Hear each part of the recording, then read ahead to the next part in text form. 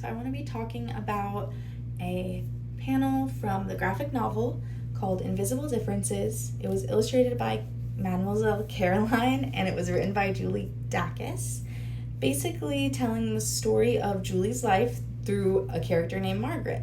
And this person named Margaret, she was diagnosed later in her life, like 27, so her late 20s. That's my age. I shouldn't say later in life. Anyway, she was diagnosed at 27 with Asperger's. And it kind of explains in the book the things that she went through in her life, her routine and her barriers that really just showed how she was moving through life undiagnosed.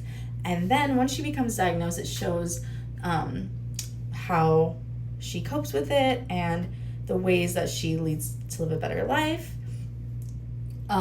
Spoiler alert, doesn't involve a cure, which the medical model of disability tells us that disability is something that inherently needs to be cured. They're always striving to fix the problem, and therefore it kind of symbolizes that that person's identity is a problem. It's telling them that they need to fix it, and usually it really just puts it on the individual that there's something wrong with them that they need to fix. It puts all of the accountability and all of the weight of the issue on that individual. Meanwhile, there's the social model of disability. This tells us that disability only exists because of inaccessibility.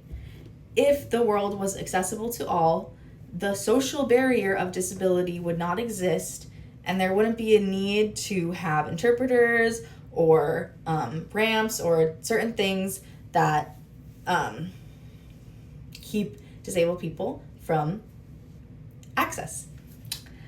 And this book had several ways that showed both models, how Margaret's life, I guess, how she interacted with them.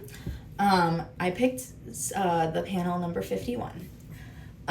In this panel, you'll see this person with short blonde hair, and she's wearing an apron. She's cooking in her kitchen. And then this is Margaret's cousin, Sylvie. And then this person with the long black hair is Margaret. And then over here you can kind of see Sylvie's kids playing around, banging pots and pans.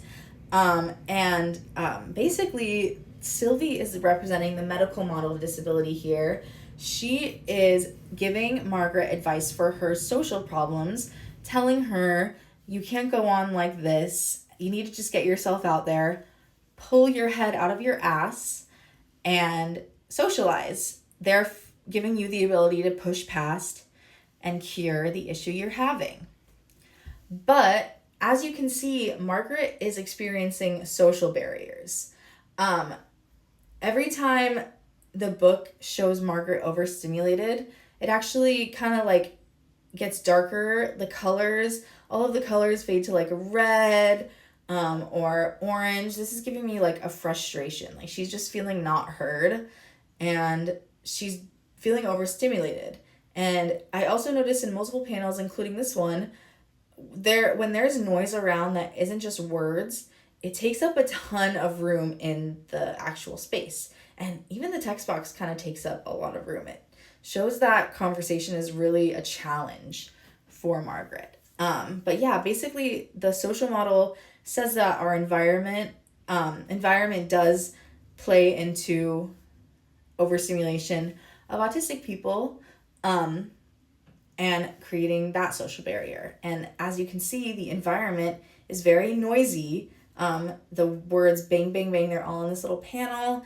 And there's also with this immersion blender, it has little whirring sounds. So while Sylvie is trying to use the medical model to cure Margaret's social anxiety, I say that because she hadn't been diagnosed yet, Margaret is experiencing the social barriers of her Asperger's by feeling overstimulated by her environment.